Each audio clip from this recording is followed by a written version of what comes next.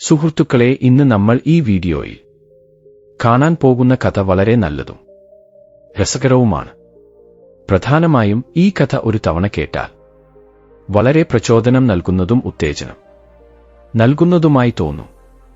ആര് ഈ കഥ പൂർണ്ണ ശ്രദ്ധയോടെയും മനസ്സിനെ ഏകാഗ്രമാക്കിയും കേൾക്കുന്നുവോ അവരുടെ വീട്ടിൽ ഒരു പ്രശ്നങ്ങളും ഉണ്ടാകില്ല. അതുപോലെ അവരുടെ വീട്ടിൽ എപ്പോഴും സമാധാനവും സന്തോഷവും ഉണ്ടാകും. പ്രധാനമായും ലക്ഷ്മി ദേവി എപ്പോഴും വസിക്കും.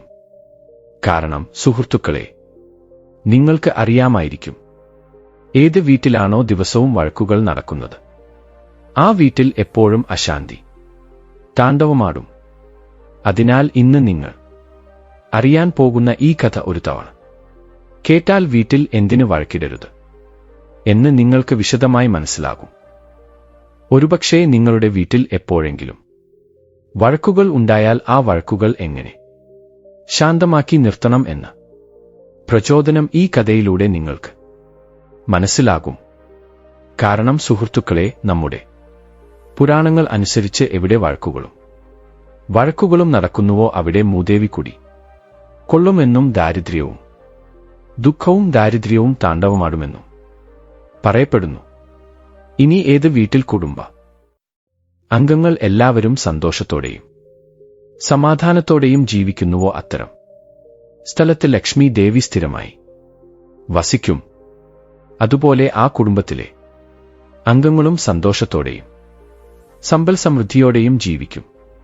ഈ വീഡിയോ കാണുന്ന ഓരോരുത്തരും ഈ കഥകൾ പറയുന്ന നീതി തെറ്റാതെ പിന്തുടരണം.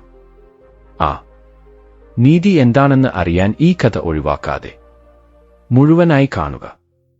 അതുപോലെ ഈ വീഡിയോ മുഴുവനായി കണ്ടതിനു ശേഷം ഈ കഥ നിങ്ങൾക്ക് ഇഷ്ടപ്പെട്ടെങ്കിൽ ഈ വീഡിയോ ലൈക്ക് ചെയ്യാൻ മറക്കരുത്. സുഹൃത്തുക്കളെ, ഒരു കാട്ടിൽ ഒരു പെൺമയിലും ഒരു ആൺമയിലും താമസിച്ചിരുന്നു. അവ രണ്ടും വളരെ സന്തോഷത്തിലായിരുന്നു. ഒരു ദിവസം പെൺമയിൽ ആൺമയിയോട് ചോദിച്ചു, നമുക്ക് ഈ സ്ഥലത്തുനിന്ന് നമ്മുടെ സമൂഹത്തിലെ പക്ഷികൾ താമസിക്കുന്ന സ്ഥലത്തേക്ക് പോയാലോ? ഉടൻ തന്നെ അതിന്റെ ഭർത്താവ് പെൺമയിയോട് ഇങ്ങനെ പറഞ്ഞു, എന്റെ പ്രിയപ്പെട്ട ഭാര്യയെ, നമ്മൾ നമ്മുടെ സമൂഹത്തിൽ കൂടുതൽ മയിലുകളുള്ള സ്ഥലത്തേക്ക് പോയാൽ അവിടെ വഴക്കുകൾ ഉണ്ടാകും. അതുകൊണ്ട് നമ്മൾ രണ്ടുപേരും ഇവിടെ തന്നെ സമാധാനമായി ഇരിക്കുന്നതാണ് നല്ലത്. എന്നാൽ പെൺമയിൽ തന്റെ ഭർത്താവിന്റെ വാക്ക് കേൾക്കാതെ വാശി പിടിച്ചു. ഭാര്യയുടെ മനസ്സ് വേദനിപ്പിക്കാൻ ആഗ്രഹിക്കാത്ത ആൺമയിൽ പറന്ന് അടുത്തുള്ള നഗരത്തിലേക്ക് പോയി. ആ നഗരത്തിലെ അധിപനായ മഹാരാജാവിന് മൃഗങ്ങളുടെയും പക്ഷികളുടെയും ഭാഷ നന്നായി അറിയാമായിരുന്നു. കാരണം മഹാരാജാവ് ഗ്രാബ് ശാസ്ത്രം പഠിച്ചിരുന്നു. ഗ്രാബ് ശാസ്ത്രം എന്ന് പറഞ്ഞാൽ പക്ഷികളുടെ ശബ്ദം മനസ്സിലാക്കുക എന്നതാണ്. അതുപോലെ മൃഗങ്ങളുടെയും പക്ഷികളുടെയും ഓരോ ശബ്ദവും ഈ ശാസ്ത്രം പഠിച്ചവർക്ക് മനസ്സിലാക്കാൻ കഴിയും. അതുകൊണ്ട് ഗ്രാബ് ശാസ്ത്രം പഠിച്ച ആ മഹാരാജാവും ഓരോ ജീവിയുടെയും ശബ്ദം മനസ്സിലാക്കി. അങ്ങനെയുള്ള മഹാരാജാവ് അധിപനായിരുന്ന രാജ്യത്തേക്കാണ് ഈ രണ്ട് മയിലുകളും പോയത്. ഒരു ദിവസം ആ മഹാരാജാവ് തന്റെ ഭാര്യയായ മഹാറാണിയോട്, ദേവി, എനിക്ക് വളരെ വിശക്കുന്നു, എനിക്ക് കുറച്ച് ഭക്ഷണം തരൂ എന്ന് ചോദിച്ചു. ഇപ്പോൾ കൂട്ടുകാരെ, ആ മഹാറാണി തന്റെ ഭർത്താവായ മഹാരാജാവിനു വേണ്ടി 36 തരം വിഭവങ്ങൾ തയ്യാറാക്കി. ഒരു വലിയ മനോഹരമായ തളികയിൽ എല്ലാ വിഭവങ്ങളും മനോഹരമായി അലങ്കരിച്ച് ഒരു കൈയിൽ ഒരു കുടം വെള്ളവും മറ്റേ കൈയിൽ താൻ തയ്യാറാക്കിയ ഈ ഭക്ഷണത്തളികയും എടുത്തുകൊണ്ട് രാജാവിന്റെ അടുത്തേക്ക് വരുന്നു. അതിനുശേഷം മഹാറാണി മഹാരാജാവിന് ആ ഭക്ഷണം പൂർണ്ണമായും വിളമ്പുന്നു. എന്നാൽ മഹാറാണി രാജാവിന് ഭക്ഷണം വിളമ്പുമ്പോൾ ആ തളികയിൽ നിന്ന് ഒരു ചോർ താഴെ വീഴുന്നു. ആ ചോറിന് ചുറ്റും ചില ഉറുമ്പുകൾ ചുറ്റിവരുന്നു. അതിനുശേഷം ആ ഉറുമ്പുകൾ എല്ലാം പതുക്കെ ആ ചോർ കഷ്ണങ്ങളായി എടുത്തുകൊണ്ട് പോകുന്നു. എന്നാൽ ആ മഹാരാജാവ് ആ രംഗവും ആ സംഭവവും സൂക്ഷ്മമായി നിരീക്ഷിക്കുന്നു. അപ്പോൾ ഒരു ചെറിയ ഉറുമ്പിനടുത്ത് ഒരു വലിയ ഉറുമ്പ് വരുന്നു. ആ വലിയ ഉറുമ്പ് ചെറിയ ഉറുമ്പിനോട് ഈ കഷ്ണങ്ങൾ എനിക്ക് തരൂ എന്ന് ചോദിക്കുന്നു. അതുപോലെ ആ വലിയ ഉറുമ്പ് എന്താണ് പറയുന്നത് എന്നാൽ നീ പോയി രാജാവിന്റെ തലികയിൽ നിന്ന് മറ്റൊരു ചോർ കഷ്ണം കൊണ്ടുവരൂ, ഈ ചോർ കഷ്ണം എനിക്ക് തരണം എന്ന് പറയുന്നു. ഇപ്പോൾ സുഹൃത്തുക്കളെ, ആ രംഗം കണ്ടയുടൻ ആ രണ്ട് ഉറുമ്പുകൾക്കിടയിൽ നടക്കുന്ന കാര്യങ്ങൾ എല്ലാം ഗ്രാവിറ്റി ശാസ്ത്രം പഠിച്ച മഹാരാജാവിന് പൂർണ്ണമായി മനസ്സിലാകുന്നു. കാരണം രാജാവിന് എല്ലാ മൃഗങ്ങളുടെയും പക്ഷികളുടെയും ഭാഷ അറിയാമല്ലോ. എന്നാൽ അതിനുശേഷം സംഭവിക്കുന്നത് എന്തെന്നാൽ ചെറിയ ഉറുമ്പ് വലിയ ഉറുമ്പിന് ആ ചോർ കഷ്ണം കൊടുക്കാൻ വിസമ്മതിക്കുന്നു. അതുപോലെ നീ പറഞ്ഞതുപോലെ മറ്റൊരു കഷ്ണത്തിനായി ഞാൻ രാജാവിന്റെ തട്ടിലേക്ക് പോയാൽ ആ വിവരം അദ്ദേഹം അറിഞ്ഞാൽ എന്നെ കൊല്ലുമെന്നും പറയുന്നു. എന്നിരുന്നാലും വലിയ ഉറുമ്പ് ചെറിയ ഉറുമ്പിനോട് എന്താണ് പറയുന്നതെന്നാൽ നീ വളരെ ചെറുതാണ്. നീ രാജാവിന്റെ തട്ടിൽ നിന്ന് ഒരു ചോർ കഷ്ണം എടുത്താലും ആ മഹാരാജാവിന് എങ്ങനെ അറിയാം? അറിയില്ല എന്ന് പറയുന്നു. അതുപോലെ നമ്മുടെ ഭാഷ മഹാരാജാവിന് അറിയില്ല എന്നും പറയുന്നു. ഇപ്പോൾ വലിയ ഉറുമ്പിന്റെ വാക്കുകൾ കേട്ട ചെറിയ ഉറുമ്പ് ധൈര്യം സംഭരിച്ച് വീണ്ടും രാജാവിന്റെ തട്ടിലേക്ക് പോകാൻ ശ്രമിക്കുന്നു. പക്ഷേ ആ ഉറുമ്പ് വളരെ ദൂരെ നിന്ന് തന്നെ തിരികെ വരുന്നു. അതിനുശേഷം അത് വലിയ ഉറുമ്പിന്റെ അടുത്ത് ചെന്ന് ഇല്ല ഇല്ല എന്ന് പറയുന്നു. ഞാൻ രാജാവിന്റെ തട്ടിലേക്ക് പോകില്ല. കാരണം രാജാവ് എന്നെ അബദ്ധത്തിൽ കണ്ടാൽ അവൻ എന്നെ കൊല്ലുമെന്ന് ചെറിയ ഉറുമ്പ് വലിയ ഉറുമ്പിനോട് പറയുന്നു. കാരണം ചെറിയ ഉറുമ്പിന് കുറച്ച് സംശയമുണ്ട്. കാരണം കുറച്ചുകാലമായി മഹാരാജാവ് നമ്മളെ നോക്കിക്കൊണ്ടിരിക്കുകയാണ്. രാജാവ് നമ്മുടെ വാക്കുകൾ കേൾക്കുന്നു. അതുപോലെ നമ്മുടെ വാക്കുകൾ അദ്ദേഹം മനസ്സിലാക്കുന്നുണ്ടോ എന്ന് എനിക്ക് സംശയമുണ്ടെന്ന് ചെറിയ ഉറുമ്പ് വലിയ ഉറുമ്പിനോട് പറയുന്നു. ഉടൻ തന്നെ വലിയ ഉറുമ്പ് ചെറിയ ഉറുമ്പിനോട് നീ പറഞ്ഞതുപോലെ ഒരുപക്ഷെ മഹാരാജാവ് നമ്മുടെ വാക്കുകൾ കേട്ട് മനസ്സിലാക്കിയാൽ, ഒരുപക്ഷെ മനസ്സിലാക്കിയാലും നമ്മൾ സംസാരിക്കുന്ന ഈ വാക്കുകൾ ആ മഹാരാജാവ് മറ്റാരോടെങ്കിലും പറഞ്ഞാൽ ഉടൻ തന്നെ ആ മഹാരാജാവ് വിഷം പോലെ മാറിപ്പോകുമെന്ന് പറയുന്നു. ഇപ്പോൾ മഹാരാജാവ് ഉറുമ്പുകൾ സംസാരിച്ച ഈ വാക്കുകളും ശ്രദ്ധയോടെ കേൾക്കുന്നു. അതുപോലെ അവയുടെ വാക്കുകളുടെ അർത്ഥവും മനസ്സിലാക്കുന്നു. അതുകൂടാതെ രാജാവ് ആ ഉറുമ്പുകളുടെ വാക്കുകൾ കേട്ട് ഉച്ചത്തിൽ ചിരിക്കുന്നു. ഇപ്പോൾ രാജാവ് ചിരിക്കാൻ തുടങ്ങിയപ്പോൾ അപ്പോൾ അടുക്കളയിൽ നിന്ന് രാജ്ഞിയും പുറത്ത് വന്ന് മഹാരാജാവിനെ നോക്കുന്നു. അവൾ വന്ന് നോക്കുമ്പോൾ മഹാരാജാവ് ഉച്ചത്തിൽ ചിരിച്ചുകൊണ്ടിരിക്കുകയാണ്.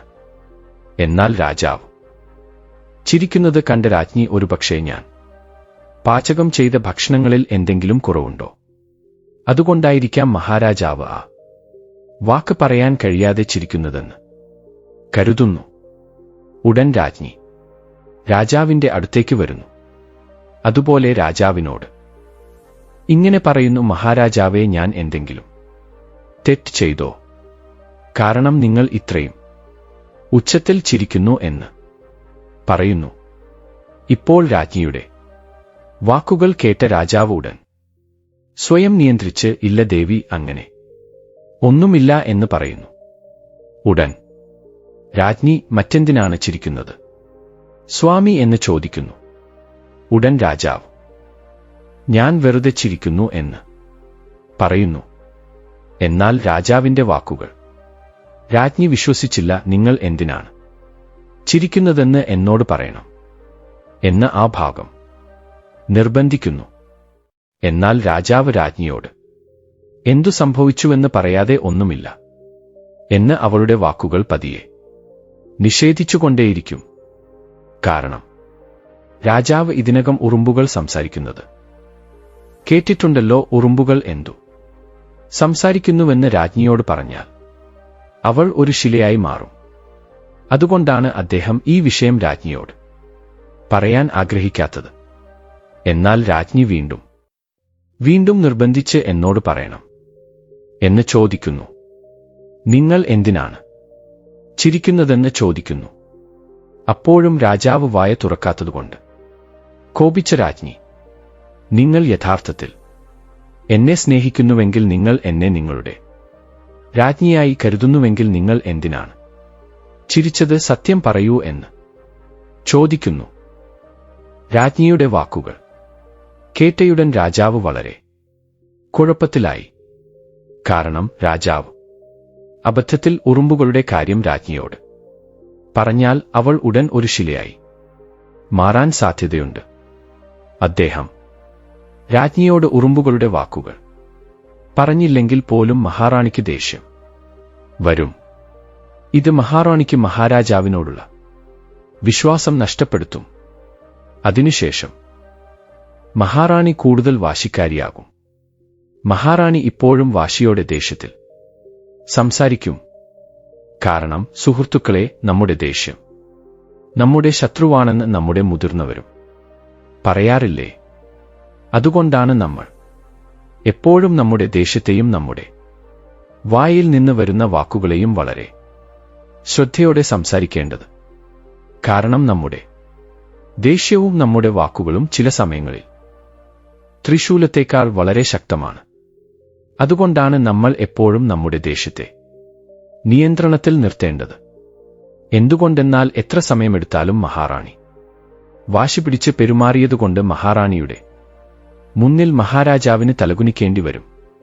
ഒടുവിൽ മഹാരാജാവ് പറയും, ശരി, നീ ആഗ്രഹിക്കുന്നതുപോലെ ഞാൻ എന്തിന് ചിരിച്ചുവെന്ന് ഞാൻ പറയാം. പക്ഷേ ഒരു കാര്യം മാത്രം ഓർമ്മിക്കുക, ഞാൻ നിന്നോട് ആ കാര്യം പറഞ്ഞതിന് ശേഷം നീ അത് കേട്ടതിനു ശേഷം നീ വളരെ ദുഃഖിതയാകുമെന്ന് മുന്നറിയിപ്പ് നൽകുന്നു. രാജാവിന്റെ വാക്കുകൾ കേട്ട മഹാറാണി, എന്താണിത്? ഇതുവരെ ഞാൻ വെറുതെ ചിരിക്കുന്നു, കാരണമില്ലെന്ന് വാദിക്കുകയാണല്ലോ, ഇപ്പോൾ ദുഃഖിക്കുമെന്ന് മുന്നറിയിപ്പ് നൽകുന്നു. അതുകൊണ്ട് നിങ്ങൾ പറഞ്ഞതുപോലെ ഞാൻ ദുഃഖിക്കേണ്ട സാഹചര്യം വന്നാലും ആ കാര്യം പറയണമെന്ന് പറയുന്നു. കാരണം മഹാറാണി രാജാവായതിന് പിന്നിൽ എന്തെങ്കിലും ഒരു ശക്തമായ കാരണം ഉണ്ടാകുമെന്ന് അവൾ കരുതുന്നു. അതുകൊണ്ടാണ് മഹാറാണി ഇപ്പോഴും വാശി പിടിച്ച് രാജാവിൽ നിന്ന് ആ കാര്യം അറിയണമെന്ന് ആവശ്യപ്പെടുന്നത്. ഒടുവിൽ, ശരി മഹാറാണി, നിങ്ങൾ എന്റെ വാക്കുകൾ വിശ്വസിക്കുന്നില്ലെങ്കിൽ ഞാൻ എന്തുകൊണ്ടാണ് ചിരിച്ചതെന്ന് തീർച്ചയായും നിങ്ങളോട് പറയാം. പക്ഷേ എനിക്ക് ആ കാരണം ഇവിടെ നിങ്ങളോട് പറയാൻ കഴിയില്ല. നമുക്ക് അടുത്തുള്ള കാട്ടിലേക്ക് പോകാം. അവിടെ ഞാൻ നിങ്ങളോട് ഇതിനെക്കുറിച്ച് പറയാം എന്ന് അദ്ദേഹം പറയുന്നു. അതിനുശേഷം രാജ്ഞിയും രാജാവും രഥത്തിൽ കയറി അടുത്തുള്ള കാട്ടിലേക്ക് പോകുന്നു. കുറച്ചു സമയത്തിനു ശേഷം ഇരുവരും ഇടതൂർന്ന കാട്ടിലെത്തിയപ്പോൾ ആ സ്ഥലത്ത് മഹാരാജാവ് മഹാറാണിയോട് പറയാൻ തുടങ്ങുന്നു. മഹാരാജാവ് പതിയെ മഹാറാണിയോട് പറഞ്ഞുകൊണ്ടിരിക്കുമ്പോൾ അദ്ദേഹത്തിന്റെ ശരീരത്തിലെ ഓരോ അവയവവും പതുക്കെ വിഷം പോലെ, അതായത് കല്ലുപോലെ മാറിക്കൊണ്ടിരിക്കുകയാണ്. അപ്പോൾ മഹാരാജാവ് വീണ്ടും റാണിയോട് ഇങ്ങനെ പറയുന്നു, മഹാറാണി, ഞാൻ ഇതിനകം പകുതി വിഷം പോലെ മാറിപ്പോയി. ഞാൻ നിങ്ങളോട് മുഴുവൻ കാര്യങ്ങളും പറഞ്ഞാൽ നിങ്ങൾ ഇനിയും കൂടുതൽ ദുഃഖിതയാകുമെന്ന് പറയുന്നു. എന്നാൽ മഹാറാണി എന്താണ് പറയുന്നതെങ്കിൽ മഹാരാജാവ് ഇതുവരെ പകുതി കാര്യങ്ങൾ പറഞ്ഞു കഴിഞ്ഞല്ലോ, ഇനിയും കുറച്ചല്ലേ ബാക്കിയുള്ളൂ, ആ കാര്യവും പറഞ്ഞു തരൂ എന്ന് പറയുന്നു. അതിനുശേഷം മഹാരാജാവ് നടന്ന് എല്ലാം പറയുന്നു. ഒടുവിൽ വിഷം പോലെയായി മാറും എന്ന ശാപത്തെക്കുറിച്ചും മഹാറാണിയോട് പറയുന്നു. ആ വാക്ക് പറഞ്ഞ ഉടൻ മഹാരാജാവ് പൂർണ്ണമായും വിഷം പോലെയായി മാറുന്നു.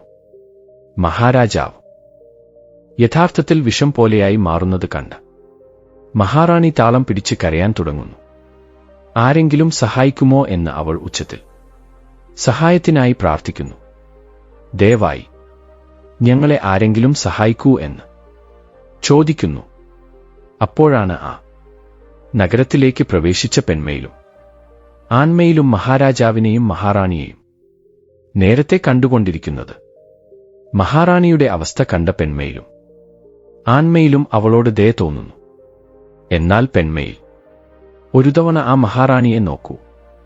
അവൾ തന്റെ ഭർത്താവിനെ നോക്കി എത്ര മനോവേദനയോടെ കരയുന്നു എന്ന് പറയുന്നു. അതുകൊണ്ട് നമ്മൾ തീർച്ചയായും ആ മഹാറാണിക്ക് സഹായിക്കണം എന്ന് ചോദിക്കുന്നു. പക്ഷേ നമ്മൾ പക്ഷികളായതുകൊണ്ട് ആ രാജ്ഞിയെക്കൊണ്ട് നമുക്ക് കൂടുതൽ സഹായിക്കാൻ കഴിഞ്ഞെന്ന് വരില്ല. പക്ഷേ അവൾക്ക് നമ്മളെക്കൊണ്ട് കഴിയുന്നത്ര അല്ലെങ്കിൽ കഴിയുന്നത്ര ധൈര്യം കൊടുക്കാൻ കഴിയും, അല്ലേ? അതായത് നമ്മൾ ഒരു തവണ അവൾക്ക് അറിഞ്ഞാൽ അവൾക്ക് കുറച്ച് ശാന്തമായി ധൈര്യം നേടാൻ കഴിയും, അല്ലേ എന്ന് പറയുന്നു. ഇപ്പോൾ തന്റെ ഭാര്യയുടെ വാക്കുകൾ കേട്ട് ആൺമയിൽ പെൺമയിലിനൊപ്പം രാജ്ഞിയുടെ മുന്നിലേക്ക് പോകുന്നു. അതുപോലെ രണ്ടും രാജ്ഞിയുടെ മുന്നിൽ ചെന്ന് ഇങ്ങനെ ഇരിക്കുന്നു. രാജ്ഞി എന്ത് സംഭവിച്ചോ അത് വളരെ ക്രൂരമായിരുന്നു. പക്ഷേ സംഭവിക്കേണ്ടത് സംഭവിച്ചു, അല്ലേ? അതുകൊണ്ട് ഇപ്പോൾ നിങ്ങൾ കുറച്ച് ധൈര്യം നേടുക. നിങ്ങൾ സ്വയം ശാന്തനാകൂ. കാരണം നിങ്ങളുടെ പിന്നിൽ ഒരു സാമ്രാജ്യം മുഴുവൻ പിന്തുണയായി ഉണ്ട്. ഇപ്പോൾ മഹാറാണി മയിലുകളുടെ സംസാരം കേട്ട ശേഷം ഇങ്ങനെ പറയുന്നു. എന്റെ ഭർത്താവ് ഈ അവസ്ഥ കണ്ടിട്ടും എനിക്ക് എങ്ങനെ ശാന്തമായിരിക്കാൻ കഴിയും? കാരണം ഇപ്പോൾ എന്റെ കുടുംബം മുഴുവൻ ചിതറിപ്പോയി. കാരണം എന്റെ പ്രിയപ്പെട്ട ഭർത്താവ് വിഷം പോലെയായി മാറി. ഇപ്പോൾ ഞാൻ എന്തു ചെയ്യണം എന്ന് കരഞ്ഞുകൊണ്ട് ചോദിക്കുന്നു. ഇപ്പോൾ ഉടൻ തന്നെ പെൺമയിൽ മഹാരാജാവ് എന്തുകൊണ്ടാണ് വിഷം പോലെയായി മാറിയതെന്ന് ചോദിക്കുന്നു. കാരണം മഹാരാജാവ് മനുഷ്യരൂപത്തിലായിരിക്കണമല്ലോ. എന്തുകൊണ്ടാണ് ഇങ്ങനെ സംഭവിച്ചതെന്ന് ചോദിക്കുന്നു. ഉടൻ തന്നെ മഹാറാണി മഹാരാജാവ് തന്നോട് പറഞ്ഞ് അതേ കാര്യം മയിലിനോട് പറയാൻ തുടങ്ങുന്നു. എന്നാൽ മഹാറാണി പതിയെ ആ കാര്യം മയിലിനോട് പറയാൻ തുടങ്ങിയ ഉടൻ അവളും പതിയെ പാറയായി മാറാൻ തുടങ്ങുന്നു. അവൾ മുഴുവൻ കാര്യങ്ങളും പറഞ്ഞു കഴിഞ്ഞപ്പോൾ അവളും പൂർണ്ണമായി പാറയായി മാറുന്നു. മഹാരാജാവും മഹാറാണിയും കല്ലുകളായി മാറുന്നത് കണ്ട ആ രണ്ട് മയിലുകൾക്കും ദുഃഖത്തോടെ ഈ അവസ്ഥ തങ്ങൾക്കും വരാം എന്ന ഭയം തുടങ്ങുന്നു. കാരണം മഹാരാജാവ് ഉറുമ്പുകളുടെ കാര്യം പറഞ്ഞ് പാറയായി മാറിയിരുന്നു. ഇപ്പോൾ നമുക്ക് ആ കാര്യം പറഞ്ഞ് മഹാറാണിയും പാറയായി മാറി. അതുകൊണ്ട് ആൺമയിൽ പെൺമയിലിനോട് പറയുന്നത്, ഇപ്പോൾ ഈ ശാപം നമുക്കും വരാം. അതുകൊണ്ട് ഉറുമ്പുകളുടെ സംഭവത്തെക്കുറിച്ച് നമ്മളും ആരോടും പറയരുത്, അല്ലെങ്കിൽ നമ്മളും ഇങ്ങനെയായി മാറും എന്നാണ് പറയുന്നത്. ആൺമയിലിനുണ്ടായിരുന്ന യഥാർത്ഥ ഭയം എന്തെന്നാൽ നിങ്ങളുടെ സ്ത്രീകളുടെ വായിൽ ഒരു സത്യവും ഒളിഞ്ഞിരിക്കില്ല. അതുകൊണ്ട് നീ ഇപ്പോൾ ഈ കാര്യം ആരോടെങ്കിലും പറഞ്ഞാൽ നമുക്കും ഇതേ അവസ്ഥ വരും എന്നാണ് പറയുന്നത്. ഉടൻ തന്നെ പെൺമയിൽ എന്റെ ഭർത്താവേ, നമുക്ക് ഈ സ്ഥലം വിട്ട് ദൂരേക്ക് പോകാൻ കഴിയുമോ? അപ്പോൾ നമുക്ക് ഈ ആപത്തിൽ നിന്ന് രക്ഷപ്പെടാം എന്ന് പറയുന്നു. അപ്പോൾ ഉടൻ തന്നെ ആൺമയിൽ അറിവില്ലാത്തവളെ, നമ്മൾ ഈ സ്ഥലം വിട്ടുപോയാൽ ഈ ശാപം നമ്മളെ വിട്ടുപോകുമെന്ന് നീ കരുതുന്നുണ്ടോ? ഈ ഭൂമിയിൽ നമ്മൾ ഏത് കോണിലേക്ക് പോയാലും ഈ ശാപം നമ്മളെ പിന്തുടർന്നുകൊണ്ടേയിരിക്കും. കാരണം ഈ ശാപത്തിന്റെ സ്വാധീനം എപ്പോഴും നമ്മെ ചുറ്റിപ്പറ്റിയിരിക്കും. അതിനാൽ നിങ്ങൾ അബദ്ധത്തിൽ ഈ ഉറുമ്പുകളെക്കുറിച്ച് വാ തുറന്നാൽ നമ്മളും വിഷമായി മാറുമെന്ന് ഓർക്കുക. ഉടൻ തന്നെ ആടുന്നത് അവസാനിച്ചു. നമ്മൾ കാട്ടിലെ ആ സ്ഥലത്ത് ഉണ്ടായിരുന്നെങ്കിൽ നന്നായിരുന്നു. അനാവശ്യമായി ഇവിടെ വന്ന് ഈ ശാപത്തിന് ഇരയായല്ലോ എന്ന് ദുഃഖിച്ചുകൊണ്ടിരിക്കും. അതുപോലെ അന്നുമുതൽ രാവും പകലും ആ രണ്ട് മയിലുകളും ഈ കാര്യത്തെക്കുറിച്ച് ചിന്തിച്ചു ദുഃഖിതരായിരിക്കും. ഈ വിഷയം എപ്പോൾ ആരോട് പറയുമെന്ന് ഭയത്തിൽ അവ ശരിയായി ഭക്ഷണം കഴിക്കുകയോ ഉറങ്ങുകയോ ചെയ്യില്ല. ഓരോ ദിവസവും രാവും പകലും നോക്കാതെ ഈ ശാപത്തെക്കുറിച്ചുള്ള ഭയം അവരെ വേട്ടയാടും. അതെ, ടെൻഷനിൽ എപ്പോഴും ആയിരിക്കും. അബദ്ധത്തിൽ പോലും ഈ സംഭവത്തെക്കുറിച്ച് ആരോടും പറയരുതെന്ന് ചിന്തിച്ചുകൊണ്ടിരിക്കും. കാരണം ഈ ശാപം നൽകിയ ആ ഉറുമ്പുകളെ നശിപ്പിച്ചാൽ തനിക്ക് ഈ ശാപത്തിൽ നിന്ന് മോചനം നേടാമല്ലോ എന്ന് വിചാരിക്കും. കാരണം ഈ ശാപത്തിന് പൂർണ്ണ കാരണം ആ ഉറുമ്പുകളാണല്ലോ. ഉടൻ ആൺമയിൽ പെൺമയിലിനോട് ഇങ്ങനെ പറയും: നമ്മൾ ഈ ഭൂമിയിലുള്ള ഉറുമ്പുകളെല്ലാം നശിപ്പിച്ചാൽ നമ്മളുടെ മേൽ ഉറുമ്പുകൾ വെച്ചായി ശാപത്തിന്റെ ഫലവും ഇല്ലാതാകുമല്ലോ എന്ന് പറയും. പെൺമയിലും തന്റെ ഭർത്താവ് പറഞ്ഞ വാക്കുകൾ ശരിയാണോ അല്ലയോ എന്ന് ചിന്തിക്കും. അന്നുമുതൽ ആണും പെണ്ണുമായ മയിലുകൾ രണ്ടും തങ്ങൾ കണ്ട എല്ലാ ഉറുമ്പുകളെയും കൊന്നു തിന്നു വന്നു. കുറച്ച് ദിവസങ്ങൾക്ക് ശേഷം ആ 2 മയിലുകളെയും കണ്ട് ഉറുമ്പ് രാജ്യം മുഴുവൻ ഭയന്നുപോയി. കാരണം ഈ 2 മയിലുകളും ഉറുമ്പുകളെ മുഴുവൻ നശിപ്പിക്കുന്നു എന്ന് അറിഞ്ഞപ്പോൾ എല്ലാ ഉറുമ്പുകളും ഭൂമിക്കടിയിൽ പോയി ഒളിച്ചു ജീവിക്കാൻ തുടങ്ങി. എന്നിരുന്നാലും 2 മയിലുകളും തങ്ങൾ കണ്ട ഉറുമ്പുകളെ വളരെ ശ്രദ്ധയോടെ ഉടൻ തന്നെ കൊന്നു തിന്നു. അങ്ങനെ സംഭവിച്ചതുകൊണ്ട് 2 മയിലുകളെയും കണ്ടു ഭയന്ന ഉറുമ്പുകൾ കുറച്ചു ദിവസത്തേക്ക് ഭൂമിയിലേക്ക് വന്നില്ല. എല്ലാ ഉറുമ്പുകളും ഭൂമിക്കടിയിൽ പുറ്റുകൾ ഉണ്ടാക്കി ജീവിച്ചു. ദിവസം മുഴുവൻ ഭൂമിക്കടിയിൽ തന്നെ ഇരുന്നു. പക്ഷേ ആ ഉറുമ്പുകൾ എത്രകാലം ഭൂമിക്കടിയിൽ ഒളിച്ചിരിക്കും? കാരണം അവയ്ക്കും പശിക്കുമല്ലോ. ചില കാലയളവിനു ശേഷം അവയുടെ പക്കലുണ്ടായിരുന്ന ഭക്ഷണം മുഴുവൻ തീർന്നുപോകും. കാരണം അവ ശേഖരിച്ച് വെച്ചിരുന്ന ഭക്ഷണം മുഴുവൻ പുറ്റിൽ തീർന്നുപോകും. അതുകൊണ്ടാണ് അവ അപ്പോഴപ്പോൾ ഭക്ഷണത്തിനായി പുറ്റുകളിൽ നിന്ന് ഭൂമിയിലേക്ക് വരുന്നത്. എന്നാൽ അവ പുറ്റിൽ നിന്ന് പുറത്തുവന്ന ഉടൻ അവയെ കണ്ട മയിലുകൾ രണ്ടും അവയെ കൊന്നുകളയും. എന്നാൽ ഒരു ദിവസം പുറ്റിനുള്ളിലുണ്ടായിരുന്ന 2 ഉറുമ്പുകൾ ഭക്ഷണത്തിനായി വിഷമിച്ചു കൊണ്ടിരുന്നു. കൂടാതെ അവ വളരെ ഭക്തിയോടെ ശ്രീ മഹാവിഷ്ണുവിനെ പ്രാർത്ഥിച്ചു. ഭക്തിയോടും ശ്രദ്ധയോടും കൂടി അവിടുത്തെ നാമം ഉച്ചരിച്ച്, സ്വാമി, ഓ ശ്രീ മഹാവിഷ്ണുവേ, അങ്ങയുടെ ഭക്തരായ ഞങ്ങൾ അങ്ങയെ ഭക്തിയോടും ശ്രദ്ധയോടും കൂടി പ്രാർത്ഥിക്കുന്നു. ദയവായി ഞങ്ങളെ രക്ഷിക്കൂ സ്വാമി എന്ന് പ്രാർത്ഥിച്ചു. ഉടൻ തന്നെ തന്റെ ഭക്തരുടെ വാക്കുകൾ കേട്ട ശ്രീ മഹാവിഷ്ണു ഉറുമ്പുകളുടെ മുന്നിൽ പ്രത്യക്ഷപ്പെട്ടു. അതുപോലെ ആ സ്വാമി ആ ഉറുമ്പുകളോട്, ഓ ഉറുമ്പുകളെ, നിങ്ങൾ എന്തിനാണ് എന്നെ പ്രാർത്ഥിച്ചത്? നിങ്ങൾക്ക് എന്ത് വേണമോ അത് ചോദിക്കാം എന്ന് പറഞ്ഞു. കാരണം ഈ 2 ഉറുമ്പുകളും ആ പുറ്റിൽ ഉണ്ടായിരുന്നതു മുതൽ ശ്രീ മഹാവിഷ്ണുവിനെ ഭക്തിയോടും ശ്രദ്ധയോടും കൂടി പ്രാർത്ഥിക്കാൻ തുടങ്ങി. അതുപോലെ അവയ്ക്ക് ഭക്ഷണ ക്ഷാമം ഉണ്ടായിരുന്നതുകൊണ്ട് അവ രണ്ടും ഭക്ഷണവും വെള്ളവും തൊട്ടില്ല.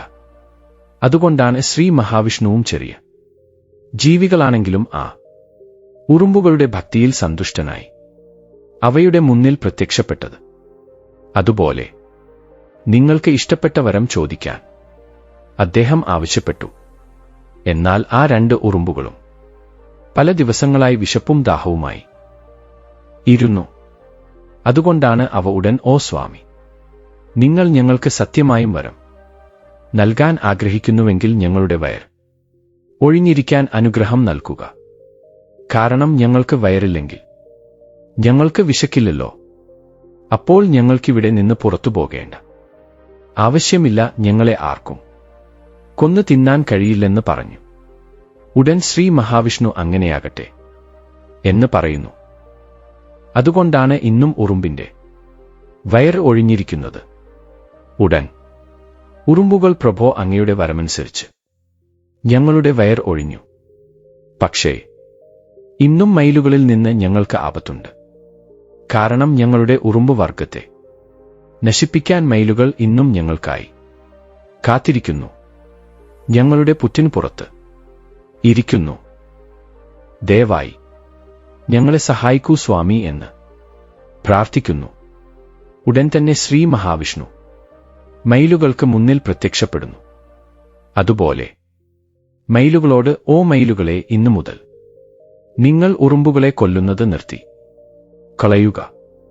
കാരണം നിങ്ങൾ വിചാരിക്കുന്നത് പോലെ ഈ വിഷയത്തിൽ ഉറുമ്പുകളുടെ തെറ്റ് ഒന്നുമില്ല. ഈ തെറ്റിന് മുഴുവൻ കാരണം ആ മഹാരാജാവാണ്. കാരണം മഹാരാജാവ് റാവു ശാസ്ത്രം പഠിച്ചു. ഞങ്ങളുടെ മഹാരാജാവ് മൃഗങ്ങളുടെ സംസാരം മനസ്സിലാക്കുക മാത്രമല്ല, അദ്ദേഹത്തിന് ആ മൃഗങ്ങളുടെ രൂപത്തിലേക്ക് മാറാനും കഴിയും.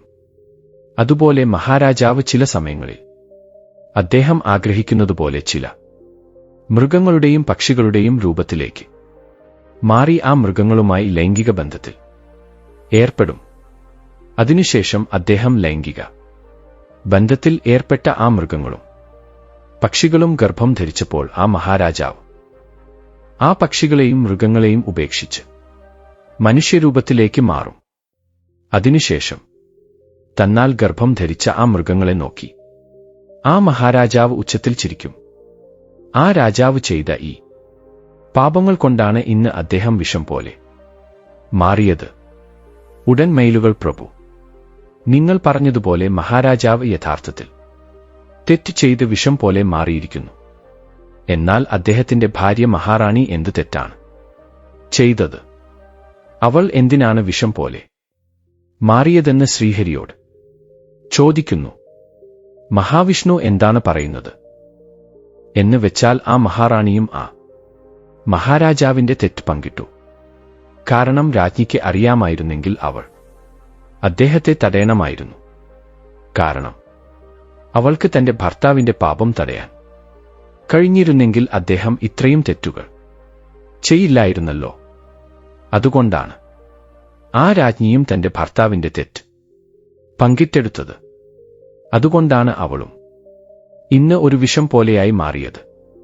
ഇനി ശ്രീഹരി സത്യം പറഞ്ഞതിന് ശേഷം മഹാനമലി ഇങ്ങനെ പറയുന്നു: ഹേ പ്രഭോ, നിങ്ങൾ പറയുന്നത് സത്യമാണെങ്കിൽ ആ മഹാരാജാവും മഹാറാണിയും അവരുടെ പാപങ്ങളാൽ പാഷാണമായി മാറിയെങ്കിൽ ഇപ്പോൾ ഞങ്ങൾ ഈ ഉറുമ്പുകളെക്കുറിച്ച് മറ്റാരോടെങ്കിലും പറഞ്ഞാൽ, അതായത് മഹാറാണി ഞങ്ങളോട് പറഞ്ഞ കഥയെക്കുറിച്ച് ഞങ്ങൾ മറ്റാരോടെങ്കിലും പറഞ്ഞാൽ ഞങ്ങളും പാഷാണം പോലെ മാറിപ്പോകുമോ എന്ന് ചോദിക്കുന്നു. ഇനി ശ്രീ മഹാവിഷ്ണു: ഓ മയിലുകളെ, നിങ്ങൾ ഭയപ്പെടേണ്ട. ഇന്നോടെ നിങ്ങളുടെ ശാപത്തിൽ നിന്ന് മോചിതരായി എന്ന് പറയുന്നു. കാരണം ഇനി നിങ്ങൾ ഈ ഉറുമ്പുകളുടെ കഥയെക്കുറിച്ച് ആരോടെങ്കിലും പറഞ്ഞാലും നിങ്ങൾക്ക് ഒരു ശാപവും ഉണ്ടാകില്ല എന്ന് പറയുന്നു. നിങ്ങൾക്ക് ആർക്കെങ്കിലും ഈ സംഭവത്തെക്കുറിച്ച് ധൈര്യമായി പറയാം. ഇനി ശ്രീ മഹാവിഷ്ണു പറഞ്ഞ വാക്കുകൾ കേട്ട് രണ്ട് മയിലുകളും വളരെ സന്തോഷിക്കുന്നു. അവർക്ക് അളവറ്റ സന്തോഷം ലഭിക്കുന്നു.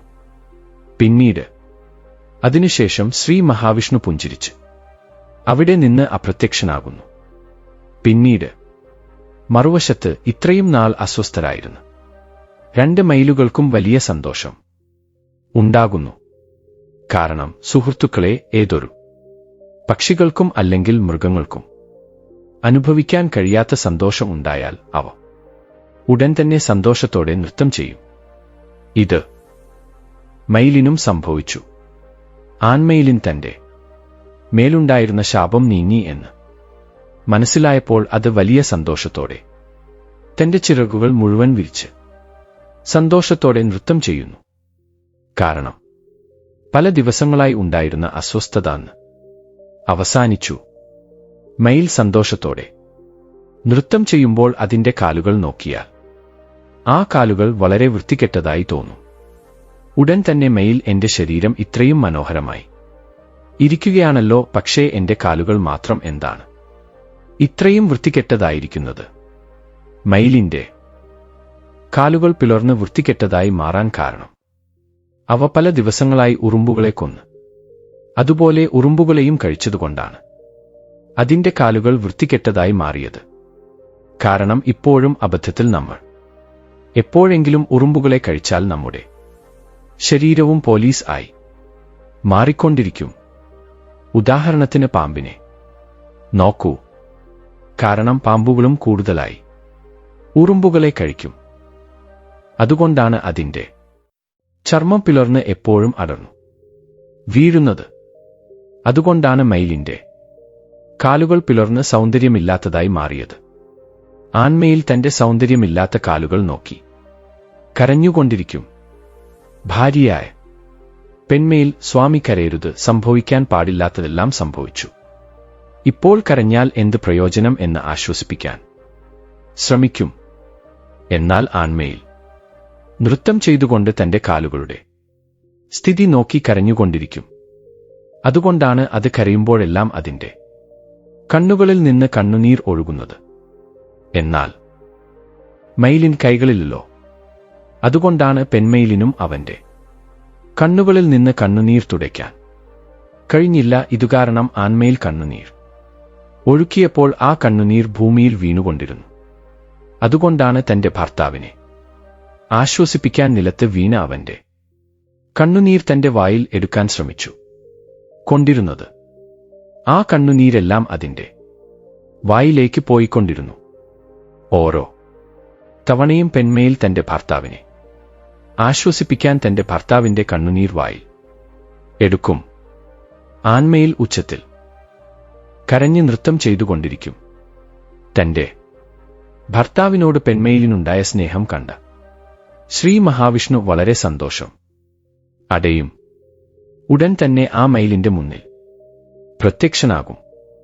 അതുപോലെ തന്റെ ഭർത്താവിനോട് പെൺമയിൽ കാണിച്ച സ്നേഹത്തിനായി വരവും അരുളും. നിങ്ങളുടെ ഇരുവരുടെയും സ്നേഹം എപ്പോഴും ഇങ്ങനെ നിലനിൽക്കും. നിങ്ങളുടെ മയിൽ വർഗത്തിന് ഇത് ഒരു അനുഗ്രഹമോ ശാപമോ ആകാം. ഇന്നു മുതൽ നിങ്ങളുടെ മയിൽ വർഗത്തിൽ ലൈംഗിക ബന്ധം ഉണ്ടാകില്ല. കാരണം ആൺമയിൽ നൃത്തം ചെയ്യുമ്പോൾ ആൺ മയിലിന്റെ കണ്ണുകളിൽ നിന്ന് കണ്ണുനീർ വരും. ആ കണ്ണുനീർ പെൺമയിൽ വായിൽ എടുക്കും. ആ കണ്ണുനീർ ഒരു തുള്ളിയായി പെൺമയിലിന്റെ ഗർഭാത്രത്തിൽ പോകും. അതിനുശേഷം പെൺമയിൽ ആ കണ്ണുനീർ തുള്ളിയാൽ ഗർഭം ധരിക്കും. കാരണം ശ്രീ മഹാവിഷ്ണു മയിലിൻ ഈ അനുഗ്രഹം നൽകി. കാരണം നിങ്ങളുടെ മയിലിന്റെ സ്നേഹം ശരിക്കും വളരെ മികച്ചതാണ്. നിങ്ങളുടെ സ്നേഹം ശരിക്കും വളരെ വലുതാണ്. അതുകൊണ്ടാണ് ഞാൻ നിങ്ങൾക്ക് ഒരു വരം നൽകുന്നത്. അതായത് വരും ദിവസങ്ങളിൽ നിങ്ങളുടെ മയിലിന്റെ ചിറകുകൾ ഞാൻ എന്റെ കിരീടത്തിൽ അണിയും. അതുകൊണ്ടാണ് അതിനുശേഷം ശ്രീകൃഷ്ണന്റെ അവതാരത്തിൽ ശ്രീ മഹാവിഷ്ണു ഭൂമിയിൽ അവതരിച്ചപ്പോൾ അദ്ദേഹം തന്റെ തലയിൽ മയിൽ ചിറക് അണിഞ്ഞത്.